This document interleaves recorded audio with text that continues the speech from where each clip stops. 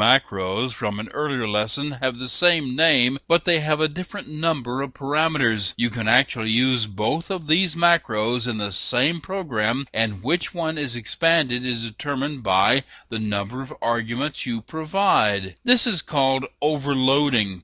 The same name is defined more than once. You can use the name as often as you want, as long as the number of parameters on each one is different. There is also the concept of greedy parameters. Here is a simple example.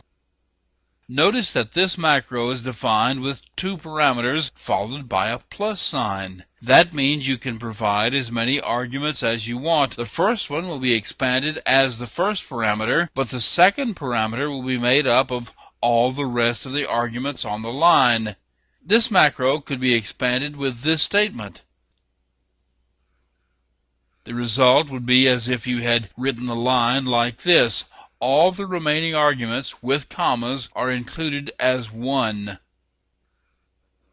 Actually, this same macro could have been written as a non-greedy macro, and the same thing could still be done. Here it is, the same macro, but without the plus sign, and here is the way that it could have been expanded.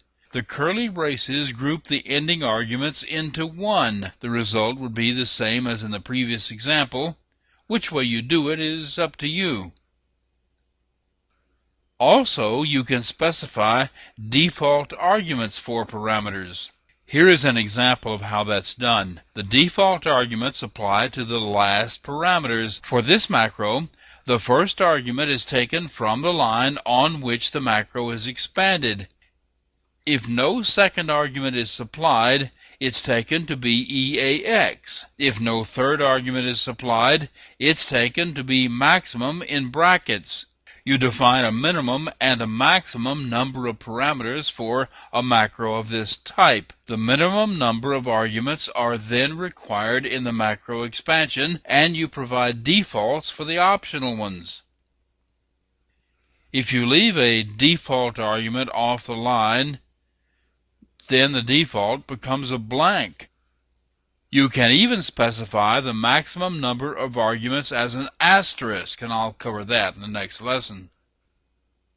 Now you know the parameter numbers are %1, %2, and so on. Well, there is a special one, %0. It is the number of arguments supplied on the line. The number of parameters defined for a macro are important in more than one way. If you have a macro defined this way, with two parameters, you can use unmacro to delete it, but only if you specify the same number of parameters. The match must be exact. For example, if you have a macro defined this way, to undefine it, you must use exactly the same number of parameters.